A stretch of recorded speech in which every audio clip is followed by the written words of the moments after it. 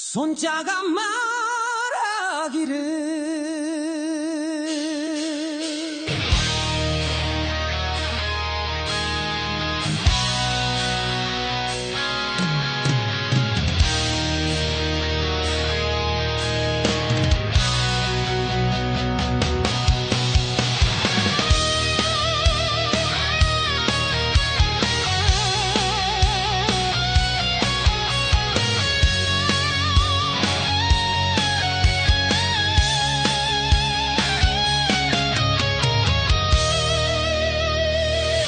군대가 주둔하여 적을 관찰할 때는 산에 막히고 계곡을 따라야 하고 살 수 있는 곳에 머무르기 위해 높은 곳을 자세히 살펴야 하며 싸우려고 높은 곳으로 오르지 않는데 이것이 산에 주둔하는 군대에게 중요하다. 물을 건너면 반드시 멀리 떨어져야 하고 저기 물을 건너오면 물속에서 싸우지 말고 절반쯤 건널 때 공격하는 것이 유리하며 물을 건너는 적과 싸울 때는 물 가까이에서 적을 맞이하면 안이 되고 살 수 있는 곳을 보고 높은 곳에 주둔하여 물의 흐름을 거스르지 않는다. 이것이 강물에서 주둔하는 군대 법칙이다.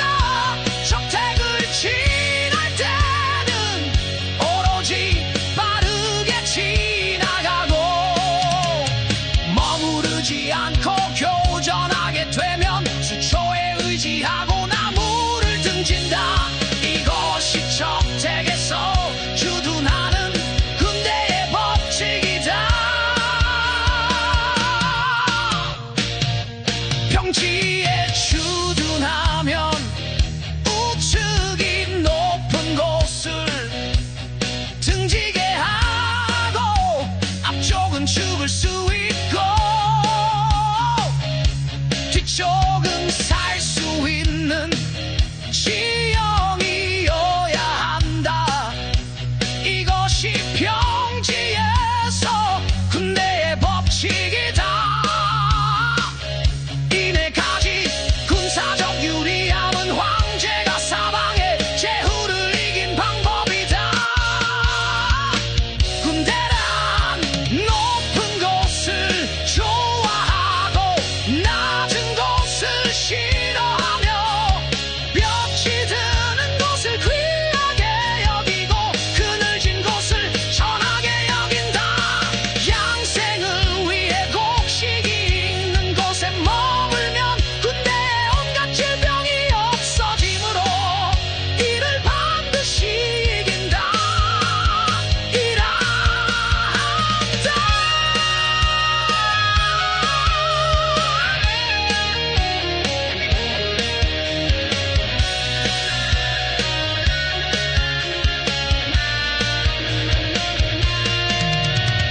구름과 제방이 있는 곳은 반드시 양지 바른 곳에 머무르고 오른쪽 뒤편에 둔다. 이것이 군대의 이익이 되고 지리적 도움을 받는 것이다. 상류에 비가 와서 물거품이 떠내려오면 건너려고 하는 자는 가라앉을 때까지 기다린다. 무릇 지형상으로 절간천정천래와 천암천극 등이 있고 빠르게 지나가야 하고 가까이 가면 안 된다. 아군은 멀리 떨어지게 하고 적은 가까이 가도록 하며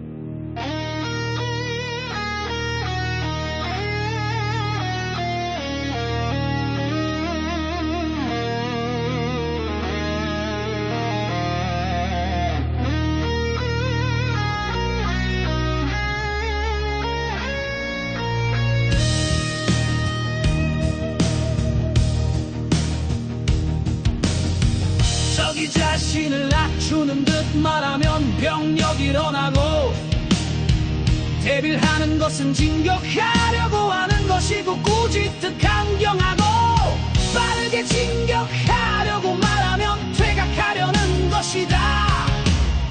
가벼운 전차가 먼저 나와 그 뒷면을 차지하면 진을 갖추는 것이고, 협정도 없이 화해를 청하는 것은 모략이 있는 것이다. 분주하게 뛰어다니며 전차를 진열하면 기다리는 것이고, 반쯤 진격하고 반쯤 퇴각하는 것은 유인하는 것이다. 무기에 의지하여 서 있는 것은 굶주리고 있는 것이고, 물을 끼러 먼저 마시려고 하는 것은 목이 마르다는 것이다. 이익을 보는데도 진격하지 않으면 피로하기 때문이고, 새가 모여 뜬다는 것은 비어있다는 것이다. 밤에 부르짖는 것은 두려움 때문이고, 군이 어지러우면 장수가 무게가 없는 것이다. 깃발이 움직이는 것은 혼란스럽다는 것이고, 관리가 화를 내면 게으르기 때문이다. 곤류와 말고기를 먹는 것은 식량이 없는 것이고, 질그릇을 달아매지 않고 막사로 돌아가지 않으면 적이 궁지에 빠진 것이다. 장수가 타이르듯 부드럽게 말하면 병사들에게 신뢰를 잃은 것이고, 자주 상을 주는 것은 궁색하기 때문이다.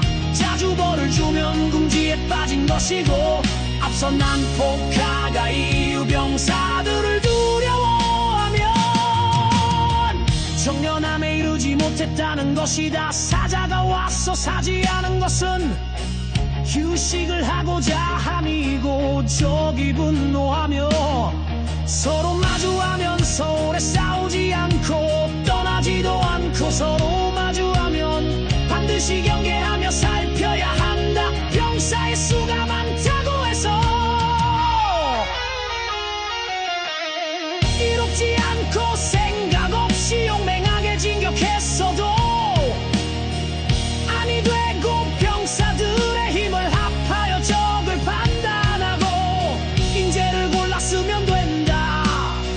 깊은 생각 없이 쉽게 적을 여기면 사로잡히고, 군사들이 아직 친하지도 않고 따르지도 않는데 벌을 내리면 복종하지 않고, 복종하지 않으면 쓰기가 어렵다. 군사들이 이미 친하고 따르는데도 체벌을 하지 않으면 쓸 수 없으므로 문으로 명하고, 무부를 갖추면 반드시 승리를 얻는다. 명령을 평소 하던 대로 하며 병사들을 가르치면 복종하고, 평소 하지 않던 명령을 하여 병사들을 가르치면 복종하지 않는다.